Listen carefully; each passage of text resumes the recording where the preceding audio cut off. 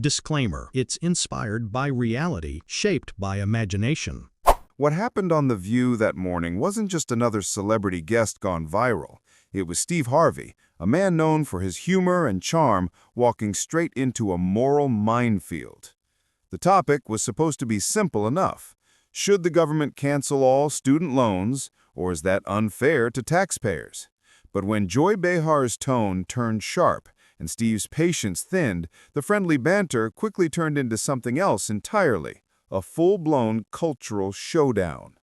It began with laughter. The audience loved seeing Steve Harvey at the table. His grin, his one-liners, his larger-than-life energy.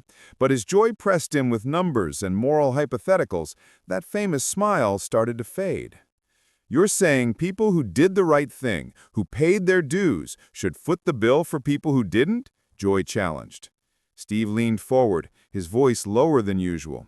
No, I'm saying the system's been rigged so long that nobody's winning, Joy, except the people who already got theirs. The audience gasped.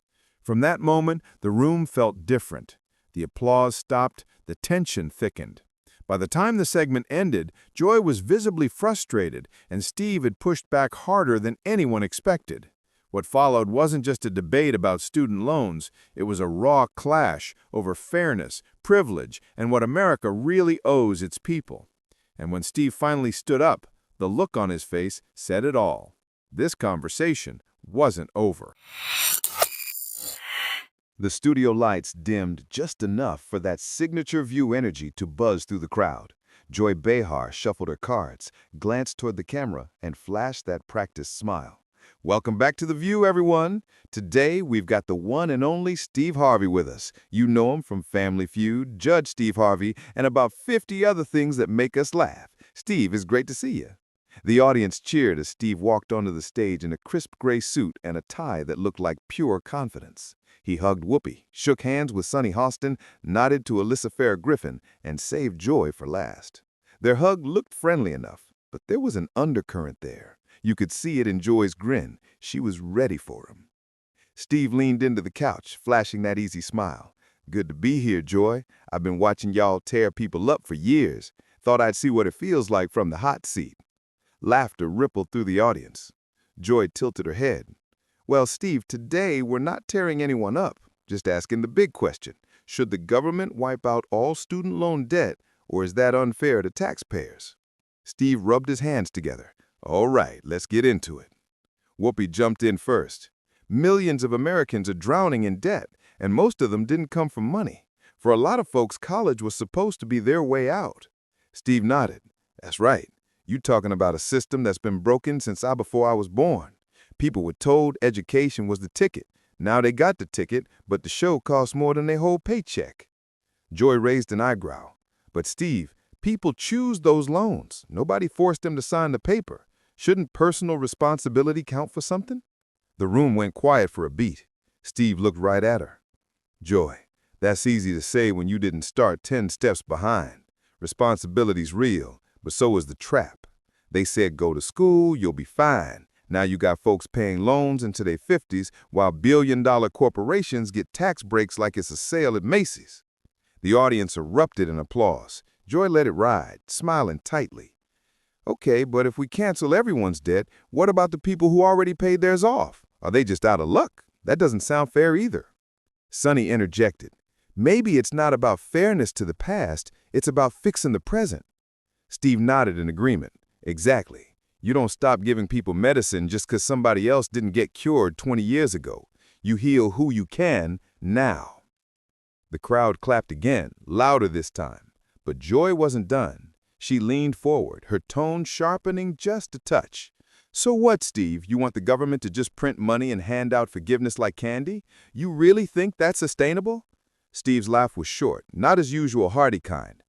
Joy, the government already prints money. They just don't hand it to regular folks.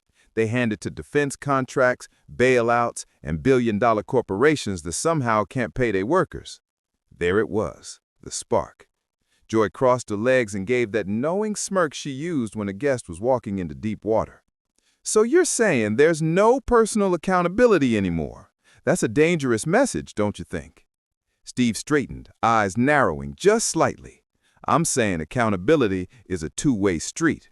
Don't talk about hard-working folks being irresponsible when the system was designed to keep them running in place. Whoopi leaned back, watching it unfold with that "here we go" look. The audience could feel it, the tension tightening like a coiled spring. What started as a polite conversation had turned into a moral standoff. Steve wasn't laughing now, and Joy wasn't blinking. The sparks weren't just flying. They were about to ignite something much bigger. The studio lights seemed to sharpen, the air charged with anticipation. Steve Harvey leaned back, arms crossed, scanning the panel like a man ready for battle, while Joy Behar's grin had thinned into a measured, almost predatory smile. The audience, sensing tension, sat on the edge of their seats, murmurs rippling through the rows. Joy leaned forward, voice sharper than before. "Steve, let's be real. If the government cancels student loans, taxpayers foot the bill. That's our money, not a free giveaway. Don't you think people would feel cheated?" Steve's eyes narrowed, but his voice remained calm. "Joy, that's exactly the problem. They already feel cheated. The system was never built to make regular folks feel fair. It was built to protect those at the top. People paying their loans are paying for a system that set them up to fail." The audience erupted in applause. Some clapped, some gasped, others whispered to each other, caught in the tension between the arguments. Sonny jumped in, trying to moderate. "But Steve, if we cancel everyone's loans, aren't we just creating a precedent? How do you decide who deserves relief and who doesn't?" Steve's hand gestured broadly, sweeping across the stage. "It's not about creating a precedent, Sonny. It's about fixing a crisis. Millions are drowning in debt while the government and banks profit off their stress. We don't need a precedent. We need justice." Joy's eyes flashed. "Justice? You're talking like responsibility doesn't exist. People make choices, Steve. Choices that affect their finances, their futures. Are you saying choice doesn't matter anymore?" Steve leaned forward, voice rising slightly, tension in his jaw. "Choice?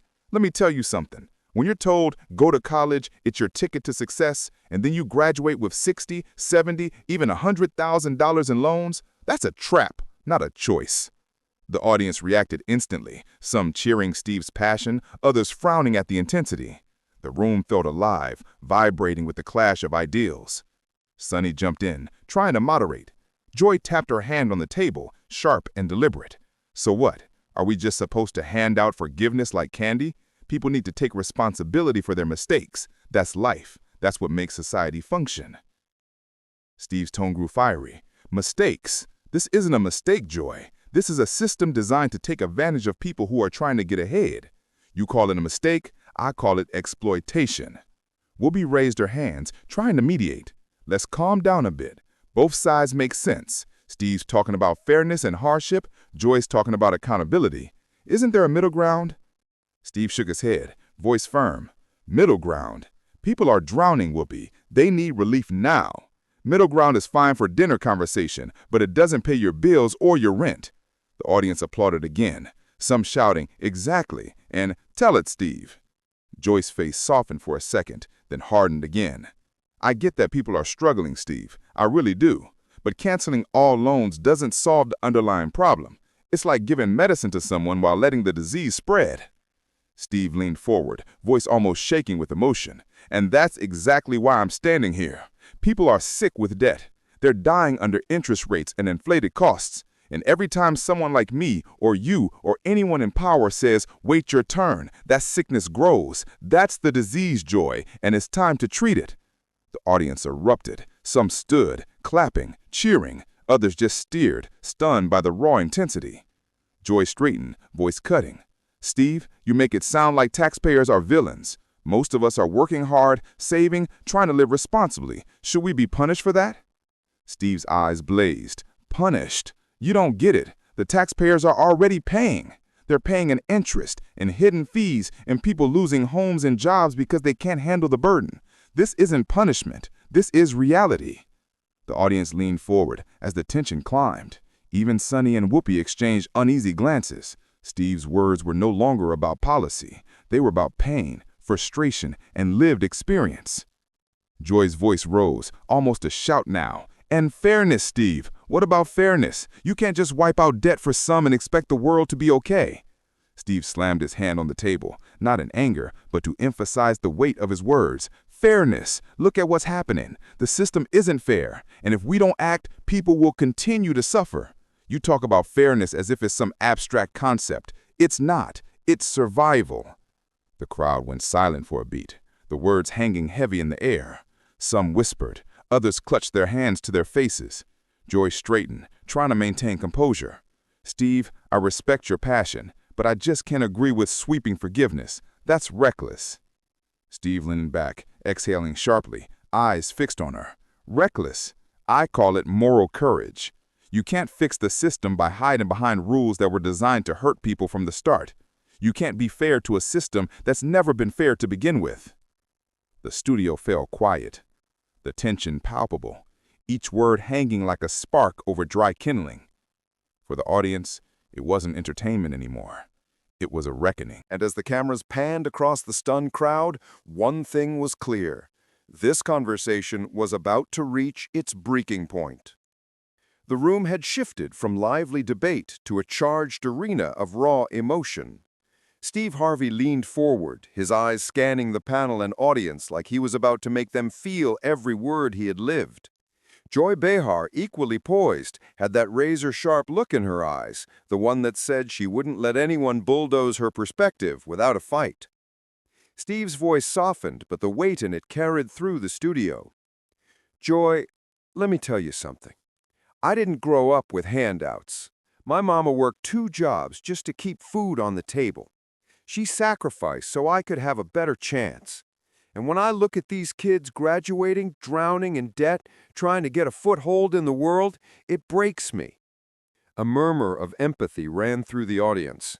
Some nodded, others leaned forward, captivated. Joy tilted her head, voice calm but firm. Steve, I hear you. I really do. But canceling all student loans doesn't teach responsibility. Doesn't it just pass the burden to someone else? Steve shook his head slowly, his hands gesturing, trembling slightly with emotion. No, Joy, it doesn't pass the burden. It corrects a system that was never fair to begin with. These kids worked hard, followed the rules, and yet they're trapped. Every day I see it in my fan mail, my community, in my friends. People losing homes, skipping meals, skipping health care, all because of debt that was supposed to help them rise. The audience gasped. Some clutched their hands to their faces, stunned by the intensity. Even Sonny Hostin looked away, unsure how to mediate. Joy's expression softened for a fraction of a second. I get it, Steve. I really do. But sweeping forgiveness, that's not real world. Life doesn't work that way. Accountability matters. Steve's voice rose, shaking now, raw with frustration and pain. Life doesn't work that way when the rules are rigged from the start, Joy. Accountability's important, but it's meaningless if the game is stacked. How do you hold someone accountable for a system that was designed to crush them before they even started? The room fell silent. The tension was palpable.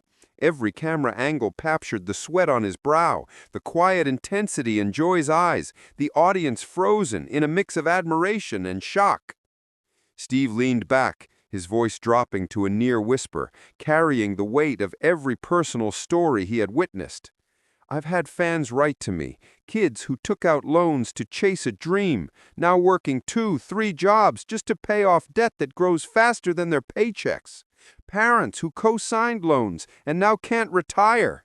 This isn't numbers on a page. It's people, real people, their lives, their families, their futures. And we sit here debating fairness while they suffer. The audience was rapt. Some covered their mouths, tears glinting in the lights.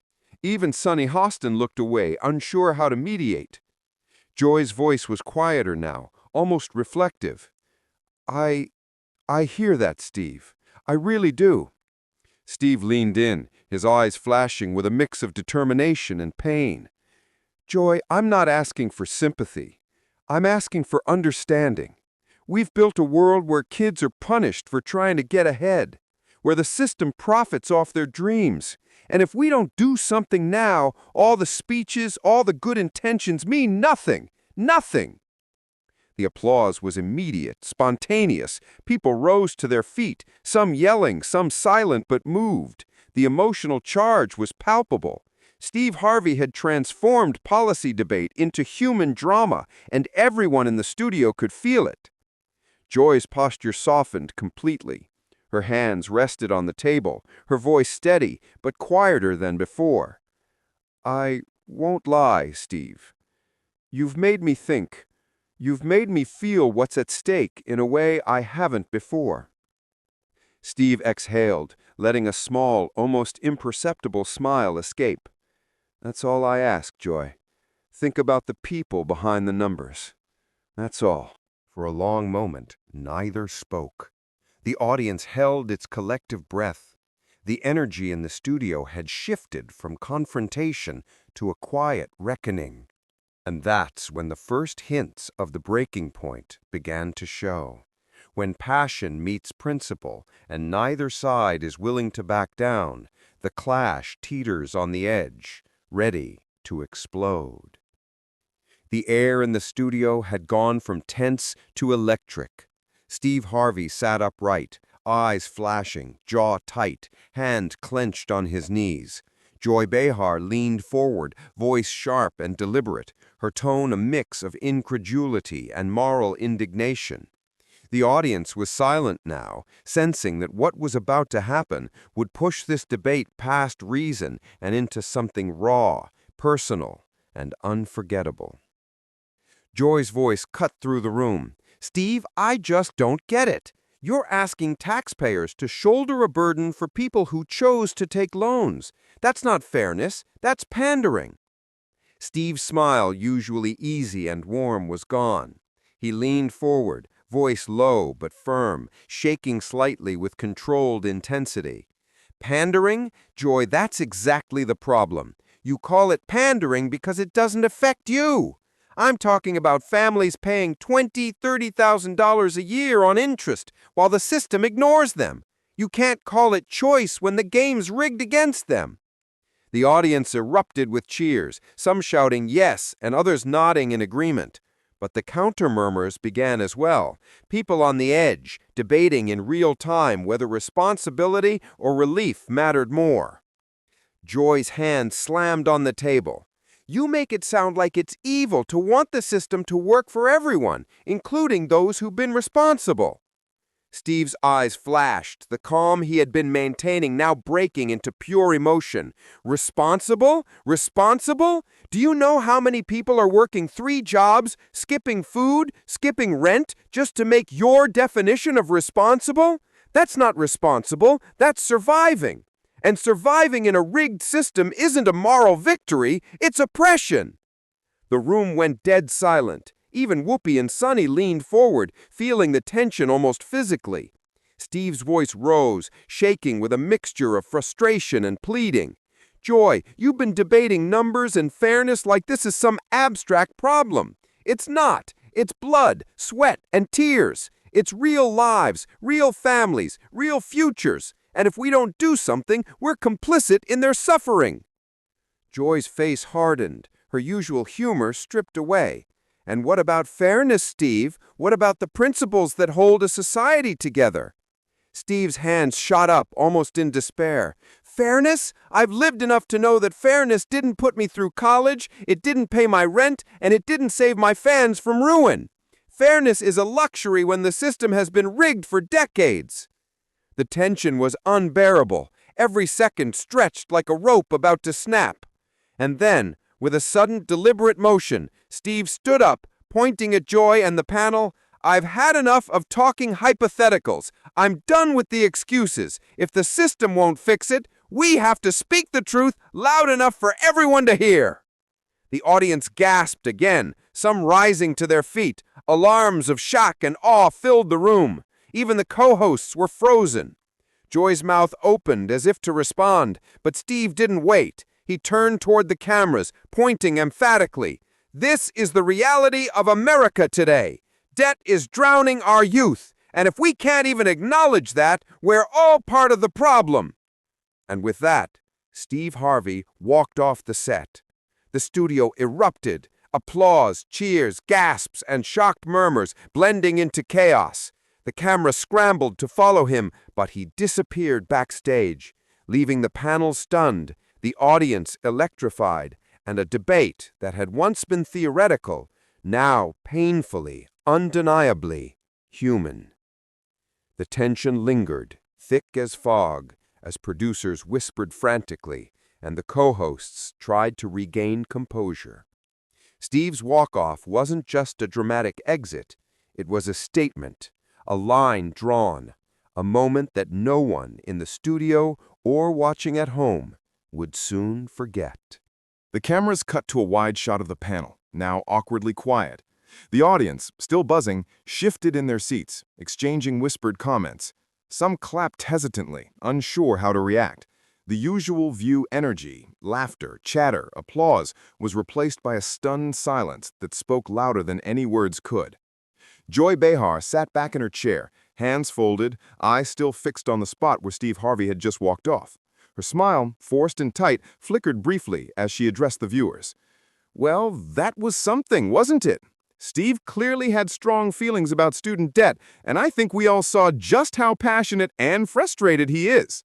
Sonny Hostin nodded, adding carefully, "What we just witnessed isn't just a debate about policy, it's about people's lives. Millions of Americans are struggling under the weight of student loans, and Steve's perspective reminded us of the human cost behind the numbers." Whoopi Goldberg leaned forward, voice softer than usual. "Sometimes truth isn't comfortable, and today Steve made it loud and clear that the system is failing a lot of folks. We can't ignore that, even if we don't all agree on the solution." The audience began to clap tentatively, some standing, others still murmuring. Clips of the confrontation had already begun circulating online. Social media lit up immediately. Hashtags like Steve Harvey walk-off and student debt debate started trending. Fans praised Steve's courage, calling him a voice for those unheard. Others criticized the theatrics, questioning whether walking off set was the right approach. Later, a follow-up segment aired where economists, educators, and former students shared stories of debt, illustrating the magnitude of the crisis Steve had passionately described.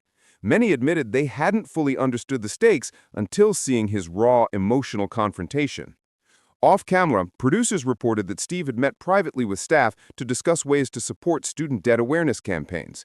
His exit wasn't just dramatic, it was a deliberate signal that he wouldn't be silent on an issue he felt deeply about. Joy, reflecting later in interviews, acknowledged that the conversation had struck a chord. "Even if we disagree, it made me think differently about the pressure so many young people face.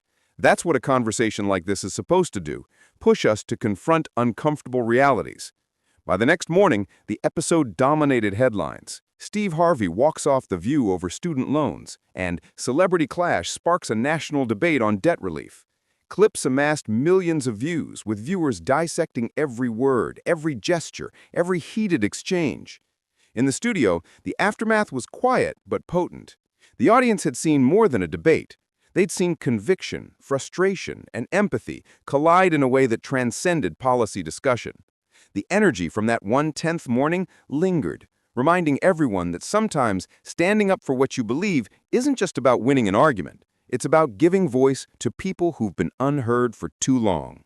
As one viewer tweeted later, Steve didn't just walk off the set, he walked into history.